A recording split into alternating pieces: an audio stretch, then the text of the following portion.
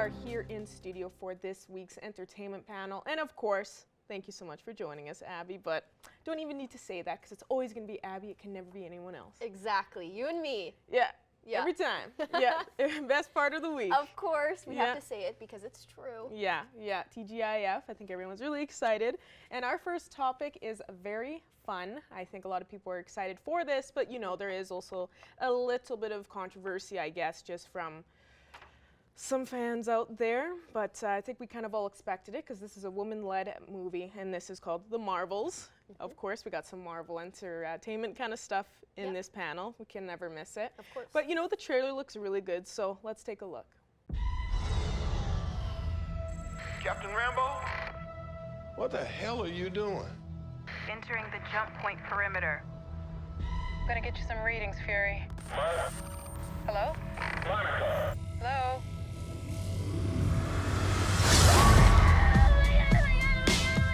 Captain Rambo?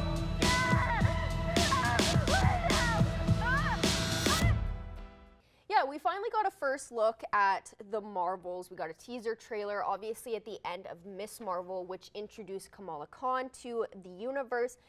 Carol busts into her closet, and we're left being like, well, what just happened? But we get why it happens, and it's because Carol Danvers, Kamala Khan, and then Monica Rambeau, who we were introduced to in WandaVision, their powers are entangled with one another. So if one of them uses their powers, they kind of switch places with one of the other two. And so that's going to be really interesting. And we have Nick Fury back as well, which is going to be very exciting. So this is going to be interesting. They have to kind of team up together.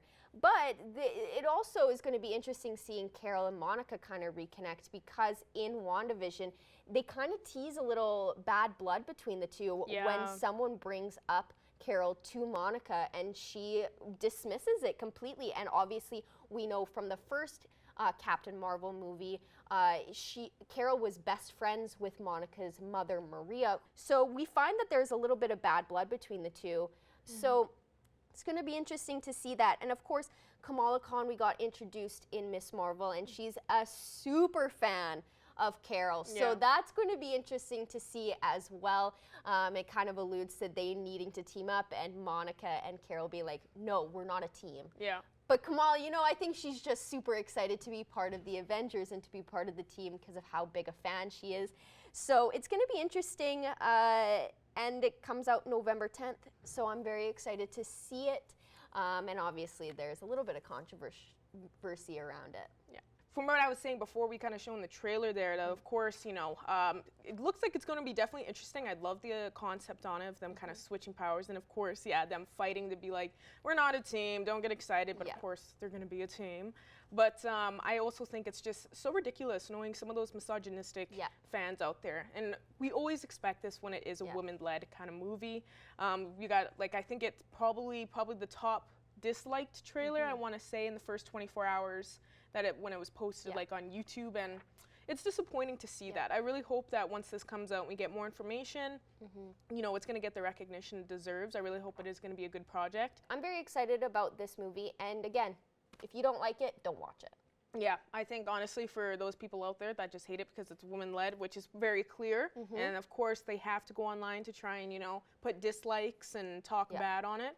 Just, don't go see it and stop crying about it. I think it's going to be a great project. Yeah. But we got another project that's going to be coming up here that a lot of people are not too happy about. So this one is Harry Potter, and it's a reboot, but it's with a whole new cast. And J.K. Rowling is involved in it. There's just a lot of things that I think is very interesting about this new one. Yeah. When you say that people are not happy about it, I am one of them. I do not think that a reboot is necessary. There are so many different routes to go and to take with the world of Harry Potter. You could do a Tom Riddle origin story. The founders of Hogwarts, how the Marauders map was created with Harry's father and his friends. You know, there's so many different routes that they could take to expand the world of Harry Potter. You know, you had the Fantastic Beasts, which was a huge success, the 3 movies that they had. you do not need a reboot, especially when the last Harry Potter movie only came out in 2011. Plus, we have a whole decade of this cast, of the original cast that is so beloved. Yep. We grew up with them. So to reboot a series to span a decade with each season being each book, I think it's completely unnecessary. I think that they're not going to they aren't getting the reaction that they thought. You know, I actually read somewhere where the reaction that they have been receiving could honestly put this series in jeopardy because nobody asked for it and nobody wants it. Yep. We have Daniel Radcliffe, we have Emma Watson, and we have Rupert Grint. Those are our Harry, Hermione, and Ron. Yep. That's it. That's the only way to look at it, and Yep. that's the only way that this is going to be good is if they bring them back as the original characters. But they can't do that if they want to start from book 1 and all the way to 7. They can't. Yeah, you're just ruining people's nostalgia with the Harry Potter series, and people are just not going to be here for it. Yeah, and I think hopefully it will be canceled and no Harry Potter fans can worry about that. But Yeah. we'll see. Yeah, we'll we'll see see. about that. But that's all the time we have for this week's entertainment panel. So once again, thank you so much for joining us. Of course, thank you.